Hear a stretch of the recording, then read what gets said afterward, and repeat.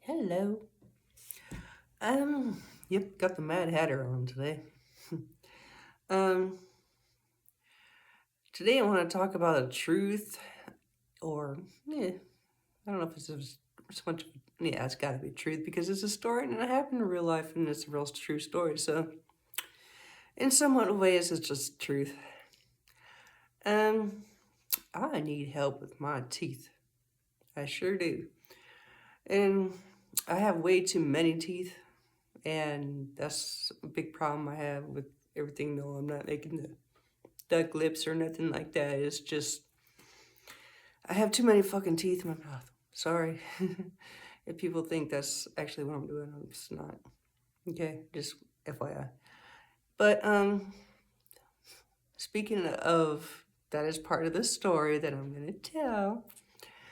Um there was this girl I met back probably in '99, and this was in South Haven, Mississippi. I was working at a gas station right there on the borderline of Memphis, Tennessee, and Mississippi. Not a very good place. If you know the song Walk the Line, by what's his name? Oh, fuck, I just forgot. How can I forget that name? It's so famous too. You know who I'm talking about. Johnny Cash, right?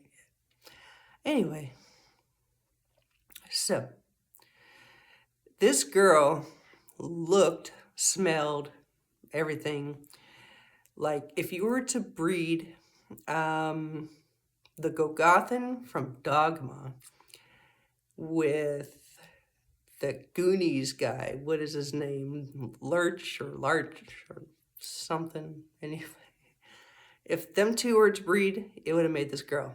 All right, she was totally cone shaped. Smelled like it would probably kill an eagle 1,000 mile high and would just drop to the floor because it was just so terrible. Okay. So we got the description now. She was also very, very, very mentally retarded. All right. The thing that she can only say was, "I'm looking for my mom. Can you help me find my mom? I'm looking for my mom." That's all she could say. All right. Now I'm working at a gas station, like I said, truck stop, and it's the middle of the night shift. Of course, I have to have the cool one. So let's just say that the police made me aware of this girl. Police. Yeah. She had 12 bags of clothes in Walmart bags. All right. She said that the truckers dropped her off. That kind of sort of got from her anyway. And she was trying to get from Arkansas to Arizona or something like that. But we're on the other side. She was going east and she needed to go west, right? So I'm guessing that somebody must have used her, and brought her in the wrong fucking direction. Who the fuck would do that? Especially as bad as she smelled and the way she was looking. And there's some pretty bad people out there in the world, all right? There really is. Anyway, so after I'm done, it's daylight time. I did bring her in. I put her clothes on, like, in my car.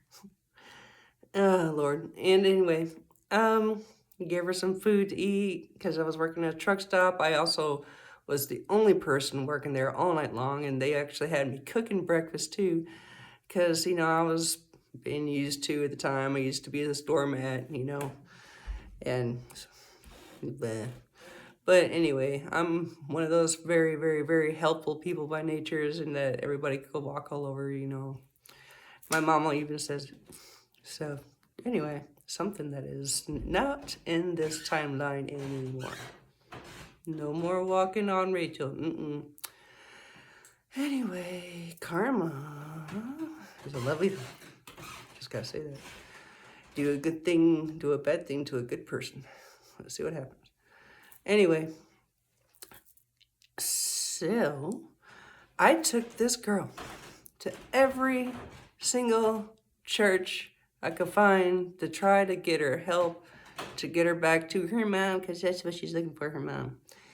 And this girl is like this much taller than I am, right? I'm like 5'10" and stuff. And I was like, oh Lord, I brought her home to my house. I gave her a shower. I washed her clothes. I gave her some luggage to put her clothes in. And then I brought her around town. I mean, no church, no big mega church, no little church, no nothing. I mean, we spent hours. I was so fucking exhausted. And then finally, the only people that I could find to help was the Samaritans, or I think not the Samaritans, but all those people that are good. The only good people that used to be out there was the Salvation Army. Yep. There was the only people I could find. So, anyway, moral of the story, I really, really, really don't think, when it comes to help out there in the world, and when it comes to good morals of human being, sometimes you get tested. You really, really, really get tested. And I think one thing that I was doing myself was I was going around being karma, and I was bringing my karma chain with me to all these people, all these preachers, all these preachesses and whatevers and stuff like that, that God looked at, I don't know if she was an angel or what, or I would pray that, she was not a real person, that maybe she was an angel testing me. I don't know, but still, I pray for that girl. I really do. It was insane what the police will do to a person, what the church will do to a person. They talk a bunch of stuff, don't they? And I tell you, man, I've listened to people preach. There are some very good preachers out there, by the way, that are true and that God favors. But now the mega churches, yeah, right. Help the homeless. Yeah. Anyway, my ass.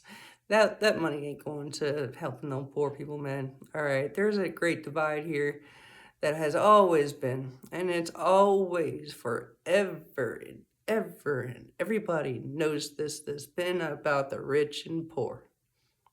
Always. It's like on Cat Blue when that preacher comes up and says, "Hallelujah, brother. I am here to comfort the sinner and return the rich man back to the poor." I really love that line in that movie. That's my favorite line in that movie. It's a great movie. Cat Blue, old one. Nat King Cole and that really cool banjo playing couple, man, was pretty fucking good movie if you ever want to watch it. Anyway, so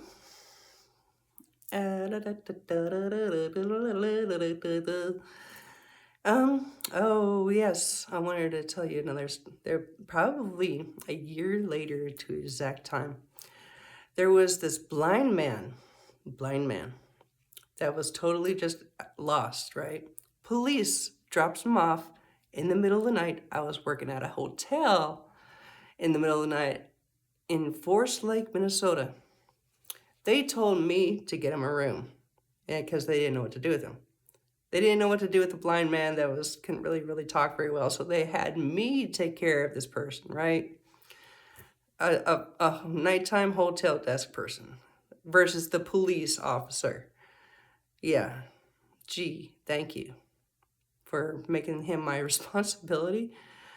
And of course I did. Of course I tried everything I could to figure out where he belongs, and I couldn't give him a room because I was full, completely full. So I had set him up a place on the couch, and gave him food and tried the best I could. So just FYI, for people out there.